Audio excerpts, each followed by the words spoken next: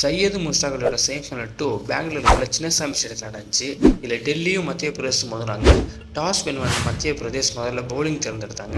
டெல்லியோட opener 2 பேரும் power பிளேயில் அதிரடியாக ஆரம்பித்தாங்க. பவர் பிளேயோட லாஸ்ட் ஓவரில் துல் அவரோட விக்கெட்டை கொடுத்துட்டு போனார். அடுத்து அந்த கேப்டன் பதோனி நல்லா ஆடுவார்னு பார்த்தா அடுத்து அந்த எல்லா பேட்ஸ்மேனுக்கும் நல்லா ஸ்டார்ட் கிடச்சும் அதை கண்டினியூ பண்ணாமல் அவுட் ஆகிட்டு போயிட்டே இருந்தாங்க. லயனா ஒரு பக்கம் விக்கெட் விழுந்துகிட்டே தான் இருந்துச்சு. வெங்கடேஷ் பேட்டிங்னா நல்லா பண்ணுவார்னு பார்த்தா அந்த மேட்ச் பவுலிங்லாம் நல்லா போட்டு 2 விக்கெட் எடுத்து அசத்தினார். ஒரு பக்கம் அனுஜ்ராத் அவரோட விக்கெட்டை கொடுக்காம டெல்லி 142 ஒரு டீசெண்டான டோட்டல் கொண்டு போனார். மத்திய பிரதேஷ்க்கு ஓப்பனிங் பேட்ஸ்மேனாக கவுட்டும் கவுலியும் வந்தாங்க.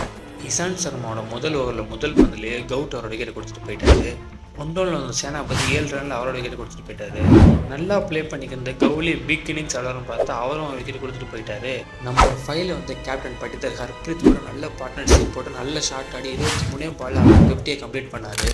ஹர்ப்ரீத்தும் பட்டிதரும் குட் ஷாட் ப்ளே பண்ணி வெறும் 16 ஓவரில் மேட்ச் வின் பண்ணிட்டு போயிட்டாங்க. மத்திய பிரதேஷ் 7 விக்கெட் கஷ்டில் மேட்ச் வின் பண்ணி ஃபைனலுக்கு குவாலிஃபை ஆகிட்டாங்க. வெறும் 29 பால் 66 ரன் அடிச்சு 6 6 4 4 பட்டிதர் அசத்தலான பேட்டிங் ஆனார்.